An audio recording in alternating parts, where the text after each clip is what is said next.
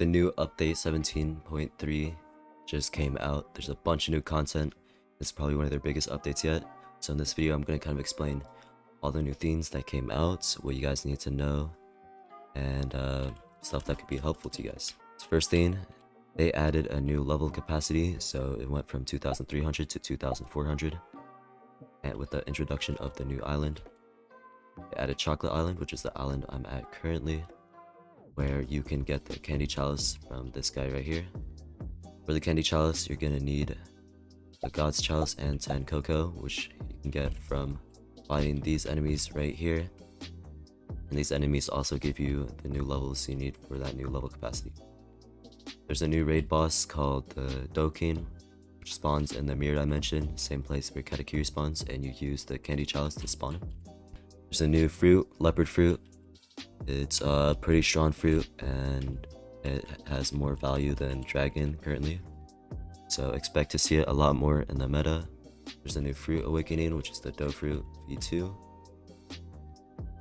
Dough fruit v2 is also really strong as well and will be used in the new meta too. There's a new gun, soul guitar, which is one of his broke weapons, and there's a new sword as well, which is the dual curse katana, which is Yama plus Tushita together. There's a new fighting style out, which is God Human, and they added 2 new accessories as well. Huge update is they added an item inventory.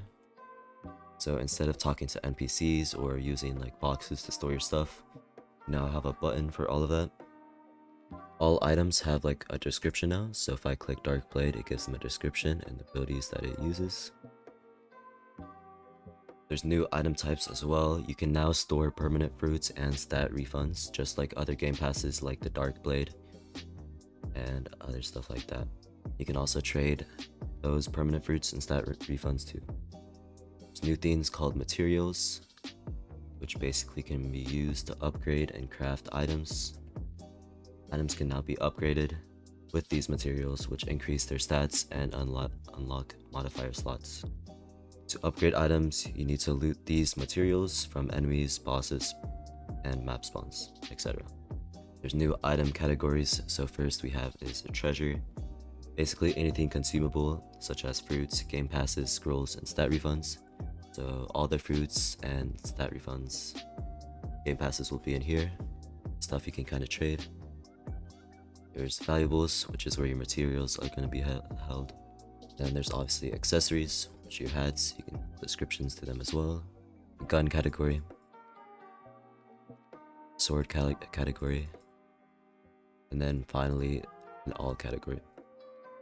Going to be a new title expansion where basically players will be able to display their titles above their characters, so like above me here, and titles without color can now have color by picking any of the unlockable pastel colors that they offer you. They added race awakenings, so all races have V4 now, which do provide a large advantage and a bunch of benefits. Another large thing they have added is they reworked a bunch of the fruits. So a lot of fruits, mainly like dark, gravity, light, phoenix, rubber, magma, and fighting styles like electric, water kung fu, dark step, dragon breath, all been reworked with better like animation changes and new abilities as well. There have been some new animation updates, so obviously the sea visuals have looked a lot better this update, and there should be also extra boat visual changes as well. So with the speedboat, you can see it has new animations while it goes over the sea, and if I do fall into the water, there's an animation for that too. There's now footstep sounds as well, and it improved the atmosphere a lot in this new update with a bunch of it's a lot more foggier and looks better graphically wise. And all the fruits have also been reworked as well. As you can see, there's new designs for each one of them, and there are some fruits with animations on it as well, which looks pretty nice. Changed the dashes, so this is how the dash looks when I dash forward. This is how it looks when I dash backwards. dash left, and dash right. They changed close combat, so if I use a fighting style, you can see there's like a trail behind it, and there's like new animations for the close combat stuff as well. Same with the swords, there's like a new trail and animations for those as well. So there's a new spawn rework, so if I this island and I die for some reason, then I'll be spawned right back to this island here, just like that. So you will be spawning in your you'll spawn automatically in your last location, so basically your last island.